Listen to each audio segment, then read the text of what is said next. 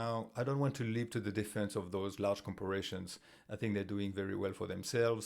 But I just want to highlight the fact that sometimes we just focus on them, but it's hiding something else. Large corporations, by definition, are big, and they represent something for us. Instead of venting our frustration against tons of smaller companies, I would do exactly the same thing. And I think that sometimes that prevents us from doing some self-analysis and removing some of the guilt we might have. If that's a bit unclear, let me give you some examples. McDonald's, for instance. I saw a local news recently where McDonald's was being criticized because they were saying that they're polluting the planet. And they're giving this example where some kids went and had a few burgers and they left the garbage behind. So whose fault is it? Is it really McDonald's who has put the garbage there? There is their brand on the paper, but they have nothing to do with polluting this. I think we should more have a look about who's polluting the planet. Another example with McDonald's is they are killing millions of cows. But I'm sorry, your burger shop around the corner is doing exactly the same thing on a smaller scale, but it's less impressive. So on the same idea, if you want, the second example I could give is IKEA. IKEA, they are being said that they are so documentary recently, saying that they are actually bringing down forests.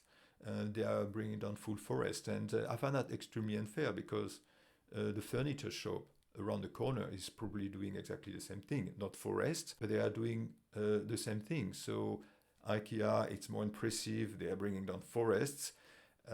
But all the smaller furniture shops are doing the same thing. And if you put them all together, they're probably bringing on as much forest, if not more, than IKEA themselves. So a little bit more controversially, I want to talk about social media, Facebook, for example.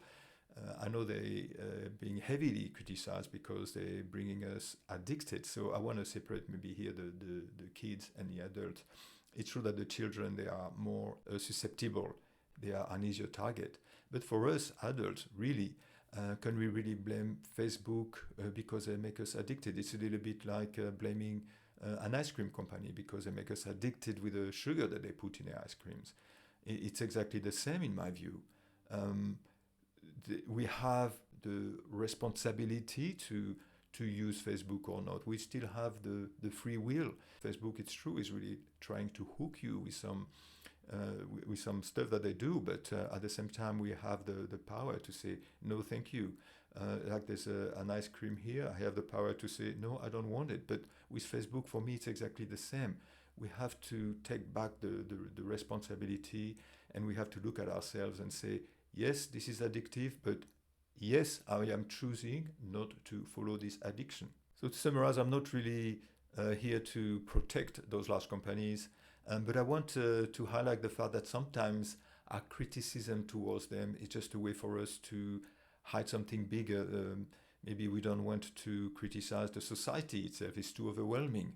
And we don't want to look at ourselves. It's easier to say, oh, Facebook is making me addicted, instead of saying, well, I don't have the will to be able to stop looking at Facebook. And as other companies are big also, they are an easy target.